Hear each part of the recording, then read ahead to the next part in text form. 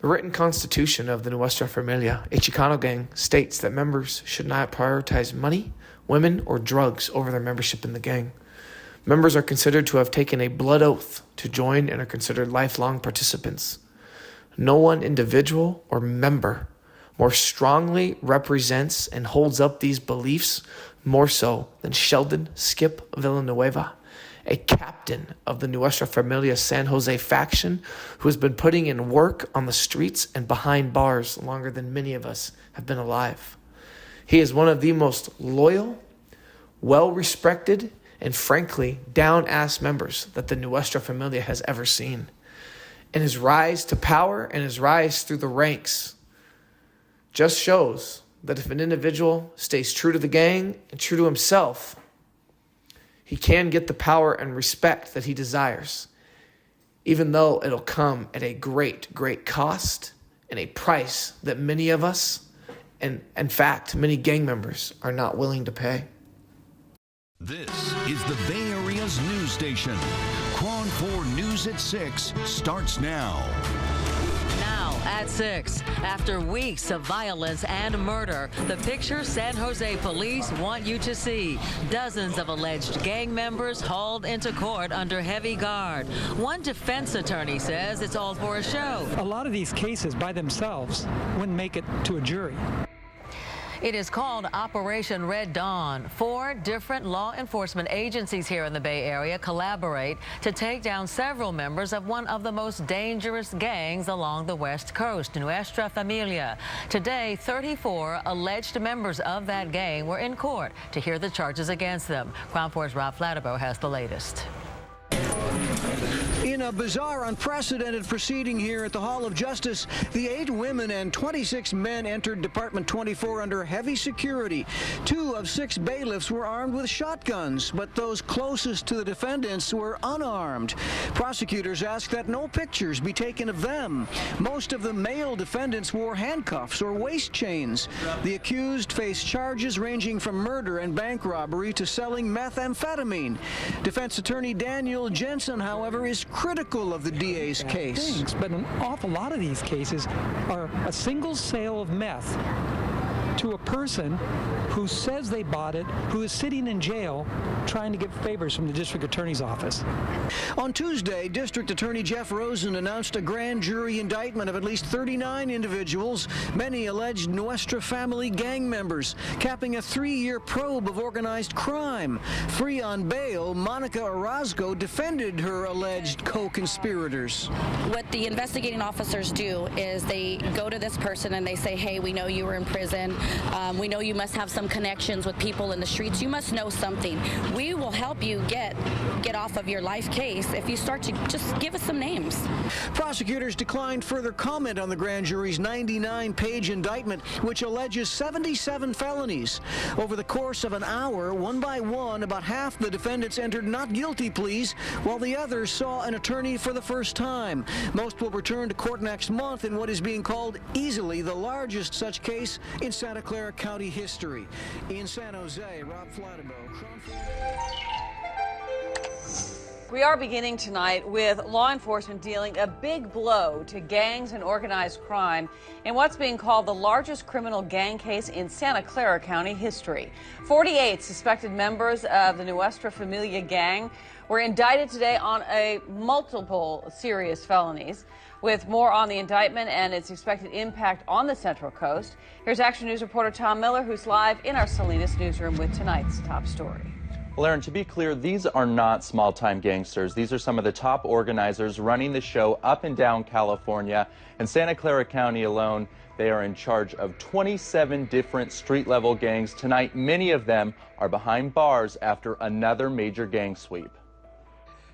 The Nuestra Familia gang is large and highly organized, exerting control from inside state prisons and local jails to the streets of Santa Clara County and Salinas. However, now 39 of its members are in custody and another 9 are wanted after being indicted on 77 felonies, the largest ever in Santa Clara County history. When you look at the drug trafficking, the witness intimidation, the firearms, the murder, the robberies, it was a significant crime spree, and this prosecution will bring that to a close. Among the charges, the 2012 execution of a 38-year-old gang member in San Jose, and earlier that year, the holdup of a Bank of America and subsequent chase that shut down Highway 85. These are major players that they have today under indictment. When you remove that from the community, there's really no one to run the business, and that's what it is. It's a criminal enterprise. That enterprise hasn't spared the Central Coast. Fact of the matter is, a lot of the Nuestra Familia is run out of the city of Salinas. So to take off another regiment like Santa Clara or maybe in Stockton or some other place is bound to have a residual effect on Salinas. These large-scale interagency gang roundups have proven to be a successful crime-fighting tool here in Monterey County as well. Just last month, Operations Clean Sweep and Snake Eyes landed more than 70 arrests here, which begs the question, why isn't our law enforcement doing these all the time? The reason we don't do them every month is because we can't sustain it with the resources that we have at the Salinas Police Department. But when they are organized, they work, and officers will be the first to tell you the streets are more peaceful and quieter because of it. 38 men and 10 women were charged in this case, and while some of them were already behind bars and another 9 are still on the loose, we're told that there were dozens of arrests made in this case. Aaron? All right, Tom, thank you. All of the alleged crimes in the indictment happened over the last 3 years. Nuestra Familia has been run out of California's prisons since the 1960s. I'm Ann Makovic at the Live News Desk. Following a huge gang bust that the FBI says took down the head of the snake of the La Nuestra Familia street gang in Northern California. Taking a live look in San Francisco right now, where federal agents just announced that they have charged 55 people, including 7 people in Northern California prisons, whom they describe as the governing body of the NF gang. They say they used a paramilitary structure to control thousands of gang members throughout 28 California counties. The crimes include racketeering, robberies, drug crimes, and murder. These 7 individuals have, for years, led a violent and lucrative criminal organization from their prison cells. While the physical movement of this leadership was restricted by prison walls, the indictment alleges that their power and influence were not so constrained. Among the Northern California gangs, La Nuestra Familia is accused of helping to run Norteños, San Jose Grande, El Hoyo Palmas, and of the 55 defendants caught up in the federal bust, 12 were from Santa Clara County. This was all part of a 5-year multi-agency investigation, and it's not over yet. Len. What's going on, you guys? Welcome back. Another episode of Greenlit Gang TV. Much love, much appreciation. Thank you for checking out the channel. Today, we're going to be covering Sheldon Skip Villanueva, a captain of the San Jose faction of the Nuestra Familia. I can't emphasize this enough, you guys. He is revered. He is beloved across the board. Obviously, his rivals might not like him, but he is someone that is looked upon even as, you know, as you see guys that you think, hey, they're solid, you always hear maybe somebody speak out against them.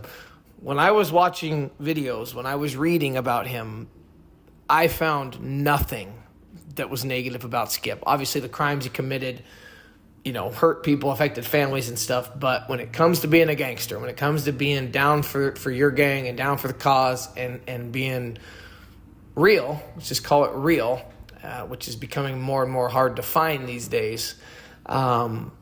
He lives and breathes the entire aura of a gangster, of someone who does his time. You know, if he does the crime, he's not afraid to do the time, and he's just down. That's kind of the one word. If someone asked me a word to describe him, I would say down. He's just down for whatever, and whatever comes with the consequences of his actions. So, you know, you got to remember, he's a teen in the 1970s. Okay, so he moved to a place, San Jose, around the age of 9 with his mom and sister. His dad wasn't around much, which unfortunately is common for a lot of people in the gang life, a lot of teens, a lot of individuals that grow up without the father. Not all of them, okay? Some of them have a great childhood and they still choose to go that route. When it's a single-parent household, some of you listening can probably speak to that. If mom's working 2, sometimes 3 jobs, sometimes it's your job to get home from school, if you are able to go to school. And you got to take care of your brothers and sisters. Then when you get older, what do you want to do? You want to get out of the house. You want to, You don't want to be stuck at the house anymore. You don't want to be stuck at home. You want to venture out. Home life may not be the best. You want to stay out late. And if mom's, like I said, working 2-3 jobs, working night shift, can't always keep tabs on everything that your child is doing. And that kind of seems to be the case here with Skip. So he did speak about his mom working multiple jobs to support the family, give him a good life, but he was curious. So in the 70s, he's a teen. He starts hanging out in the streets, rolling with certain gangs. A big thing to remember, gangs in the 70s and 80s were not like they were today. The Norteños, these gang members that he was hanging out with, they weren't even quite identifying as Norteños yet.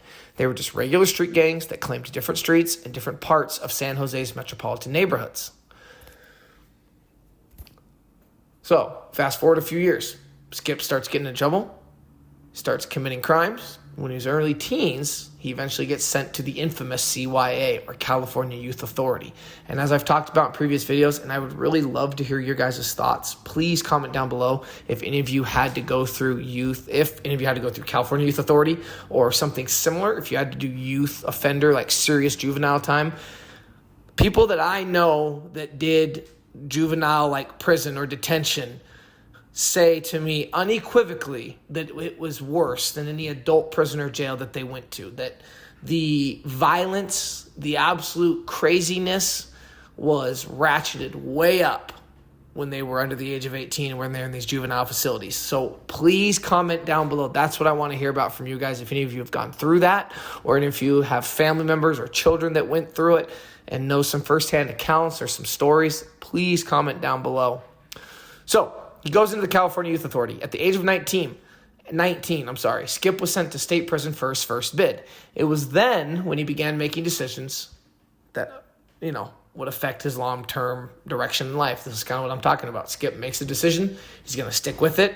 He's not going to have any regrets. I'm not saying he doesn't have any regrets. I think if you really get an honest answer from anybody, people have regrets along the way. I certainly have regrets. I know people, hardcore gangsters, just individuals, you really get to know them on some real level. I think everybody has regrets. Kind of what I was saying, though, a few minutes ago, he does not mind living with the consequences of his actions. And like I was saying in the intro, once he got around these people that would eventually become gang members in Nuestra Familia and all that, he was all about the gang, 100% about the gang, and really lived by that constitution. And there was really no turning back from that first bid on. So during Skip's first term, he started running with members and associates of the NF.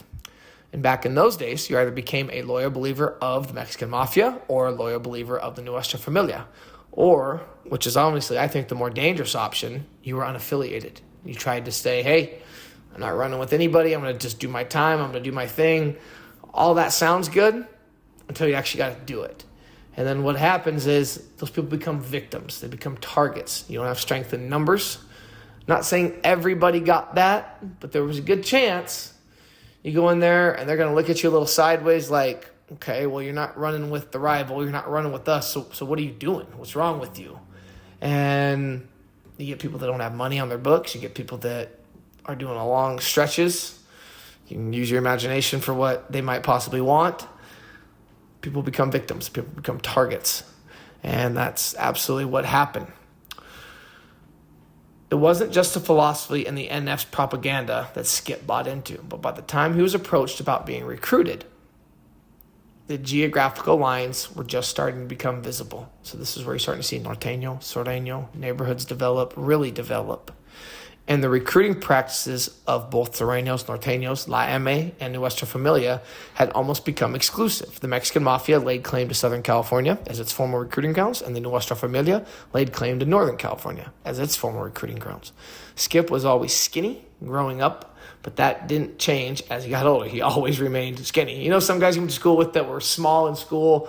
I knew guys that were thin. I got a best friend, actually, who I just saw recently. He's about 5'8", 5'9", always really thin, ate whatever he wanted, just never put on any weight, always remained thin. I was jealous because me, if I don't watch what I eat, I'm 6'1", but if I didn't watch what I ate, I put on weight. Well, I just seen him recently, and now that we're in our 30s, it's starting to catch up with him a little bit. He's actually chunkier than I am. But from the pictures I'm seeing of Skip, and I'm sure he takes care of himself. I'm sure he's working out in prison, but he was 6'1", but he never got over the 180 marker, which actually is pretty damn healthy. I think if you look up what the weight should be of a 6'1" grown man, 180 sounds good to me. But even though he's a skinny guy, and this is what they say, right? Size does not always matter. And I think especially when it comes to being violent or someone not to be messed with or trifled with in prison or on the streets, it doesn't matter if you're 6'1" or 5'1". He was known for being very violent and for being a troublemaker. They interviewed a former Nuestra Familia member who was quoted as saying he was extremely violent and just known for being a troublemaker. He chose not to be identified. And he went on to say, I remember when Skip was still a new recruit and had just been married into the organization. And married is a term that Nuestra Familia members use to describe the act of recruitment. He stabbed an AB member and an MLIMA sympathizer, both within a few days of each other. And that's a quick way to not only become you're recruited, but now you're, okay, man, you're in. You're stabbing an AB member. You're stabbing an LIMA member. You're not even blinking when maybe probably asked to do it. He might not have even been asked to do it. He might have just went and done it. But like this guy said, he impressed a lot of the older cats because he just had it in him. And he brought in and he was already putting in work. So the minute they bring him in, he's putting in work. After Skip paroled for the first time, he started running around with one of his best friends, Robert Ponyboy Mares, and I put his picture up in that, who he had known since they were kids. Ponyboy introduced him to two brothers, John and James Blanco, and they were some of the biggest PCP suppliers in Northern California. So PCP, if any of you have ever seen the Training Day or the movie Training Day with Denzel Washington and Ethan Hawke, right, about the dirty cop, great movie. Again, it's kind of one of those things where if you like my channel or channels like this, I feel like you've had to have seen Training Day. There's a term called getting wet, all right? And in that movie, Denzel Washington hands Ethan Hawke what Ethan Hawke just thinks is a bowl of weed, right? They're driving, and he's testing Ethan Hawke. Ethan Hawke kind of has a bad feeling about Denzel, but Denzel is also he's like the lieutenant. He's the leader of this group that goes after what Denzel is portraying as, hey, man, you want to be a beat cop, you just want to go write traffic tickets in the Bay, or, I forget the exact term he uses. Basically, you just want to go do that, get out of my car, go. You want to actually solve cases, arrest the real bad guys, put in the real work, which is what Ethan Hawke thinks he wants. Denzel says, then you better get down with me. You better not be afraid to cut some corners. We don't tell on each other. And not everything is like it was portrayed to you in the academy. You're going to have to do some things. You're going to have to get your hands dirty. So he basically tests him. All right, Ethan Hawke thinks, okay, he's testing me by thinking if I'll smoke some weed. Denzel's driving around that whole day. He's drinking right away. He's in that Monty. It's a freaking badass movie. I hope you guys have seen that. If you haven't, go watch it right now. Anyway, he hands him the weed. Ethan Hawke hits the weed, and all of a sudden he's loopy, coming in and out of kind of consciousness. Colors are starting to blend. Things are starting to slow down. And Denzel looks at him and says, I didn't know you liked to get wet, man. That's PCP, all right? You see that dipped in cigarettes. Those are the videos you see of the guys running butt naked down the street. Their body temperature's up over 100 degrees. They're taking 5, 6, 7 different tasers from police and not stopping. It's a dangerous, dangerous drug. Really kind of easy to tell when somebody's on it. It's a nasty drug, but it's dangerous. Aaron Hernandez, the Patriots tight end that killed a couple guys up in Boston, he was smoking PCP with his weed. Just one of those things. Very popular. It's liquid, right? It's a clear liquid. So that's what these guys are dealing. So Pony cut Skip in on this, okay? Now, what to remember is Ponyboy is not a Nuestra Familia member. Skip is. So Skip gets paroled. He goes in at 19, clicks up with the NF, does some stabbings, puts in work. Now he's a member. He gets out. Ponyboy Mares is his friend. He's a big PCP dealer. He links up with two bigger guys, the brothers John and James Blanco. They were the biggest suppliers in the Northern Cali. John Blanco was supplying Ponyboy with large amounts of PCP, and Pony basically had from San Jose to San Francisco sewed up. They were close friends, so Ponyboy cut Skip in on some of the action. Money starts flowing in. Money starts rolling in. And kind of what I watched and what I read is because Skip had this aura about him already, because he's an NF member already, they're saying that basically Pony would have cut him in regardless, whether he was a friend or not. didn't matter because Skip had juice. Skip had clout. Skip had motion. All right. Skip was the real deal already. And Pony knew that Skip's status as a member of the NF had the potential to open up even more doors. And they could turn it into an organization by networking. All right. And that's exactly what they did. John and James Blanco began working with almost exclusively Nuestra Familia members and some of its associates. And, kind of just like every other story that you hear, everything is good for a while. Money's rolling in, not much competition. But then in the early 90s, they start encountering all kinds of problems.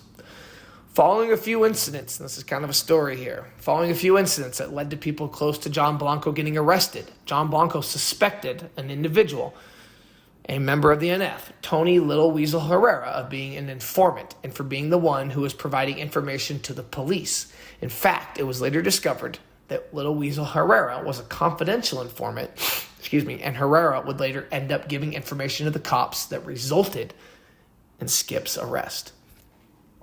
At the time, all this was just beginning to develop. Now remember this is like a perfect combustion. This is like a match in gasoline. A large number of Nuestra Familia members began to parole from state prison. This ended up just being basically not being a bad coincidence. And one by one, they start coming out. One of the first ones to get out was an NF member by the name of Louis Dump Truck Chavez. Dump Truck Chavez was a pivotal person in this story, okay? Now, he gets paroled. His job from the bosses in the prison was supposed to be, here, we're going to give you this hit list of Nuestra Familia dropouts and Nuestra Familia hermits. And like I said, the leaders put this together. So guys that weren't hermits, guys that aren't putting in work, guys that aren't coming around, guys that we thought were down for the cause, they disappeared on us, guys that we know are straight dropouts, and possible other informants as well, okay? And those leaders that gave him that were Pablo Pantera Pena from San Jose and Joseph Pinky Hernandez from Cucamonga. Dump Truck Chavez, I'm sorry about that name. Dump Truck Chavez was supposed to take the hit list out to the streets with him and hand deliver it to other Nuestra Familia members that were either out of custody or were set to be released soon after him.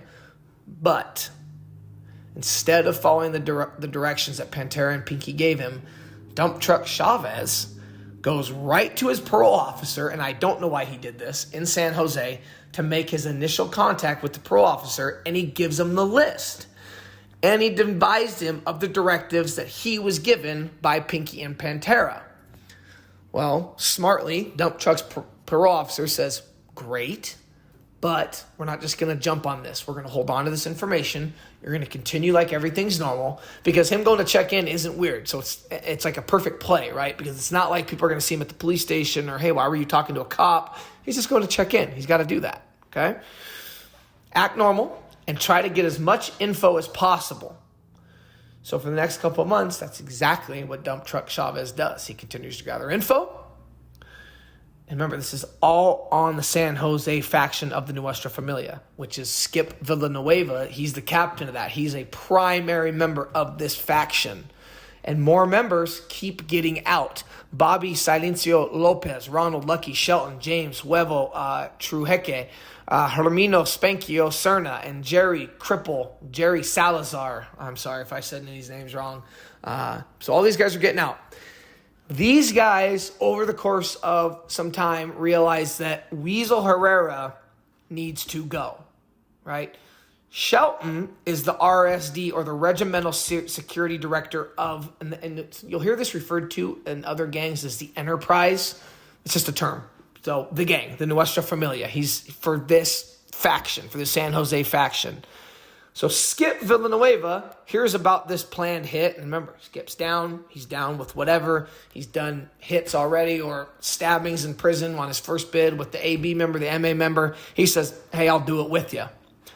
Well, on one day before the hit is due to take place on Weasel Herrera, Skip gets arrested because of what Weasel Herrera had informed on. He not only was he snitching on that, he was an informant. So before he even met these guys, he was already informing.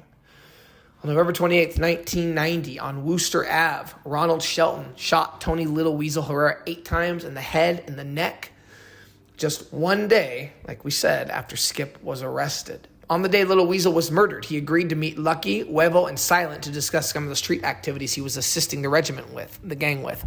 When Lucky, Silent, and Huevo pulled up in a Chevette that belonged to Betsy Spencer, Google Chevette. That's crazy. Just Google it. Trust me. You're probably like, what's a Chevette? Just Google it. All right?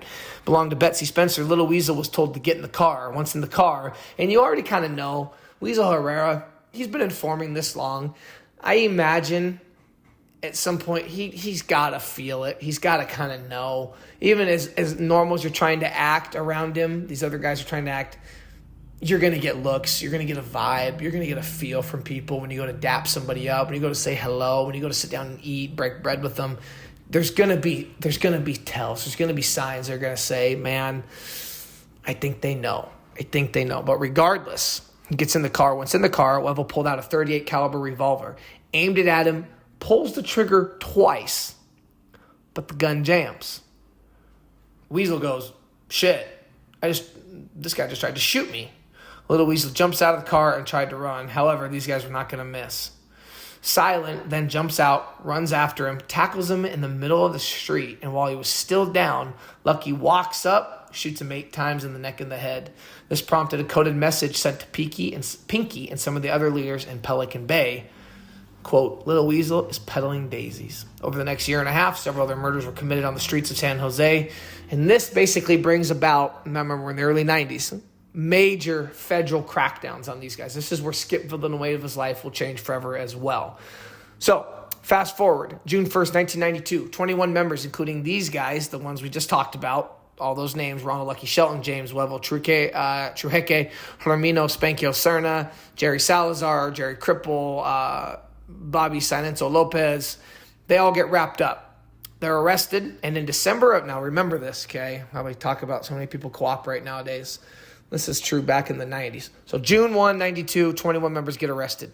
December of 93, Cripple Salazar and Lucky Shelton, they admit to ordering 6 murders. They cut a deal to avoid the death penalty, basically turn state evidence and PC up. They go, okay, we don't want to die. Because remember, the death penalty was still around in California. It was still absolutely on the table. And when things hit the fan, they snitched. And I will say this, from reading about Skip, I don't think he ever faced the death penalty, but he seems like an individual to me that even faced with the death sentence, he's not going to tell. He's not going to snitch. It doesn't matter. There's nothing you're going to do to him in the prison system all the way up to execution where he's going to turn on his gang or snitch on somebody. Even if they wronged him, Skip seems to be one of the few individuals that stays true to the code and honors the code. And to be honest, nowadays, the code is so messed up. There's people that say the code doesn't exist, but it's individuals like Skip Villanueva that keep that code alive. And I do respect him and give him credit for that, because it is not easy to go about the gang life the way Skip did, because so many people is the baddest mofos you know. Look at these guys, right? The Cripple Salazar and Lucky Shelton, these guys are stone cold killers. We ordered 6 murders. Death penalty? Never mind. Tap out. Okay, we'll turn state's evidence, get us in PC ASAP. Hit the button. If you know what I'm talking about, you know what I'm talking about. Hit the button. You know what I mean. So, they get wrapped up in this indictment. Skip also is wrapped up in this indictment. He's already down for it, okay? Now we've talked about this in a previous video months ago, Operation Black Widow.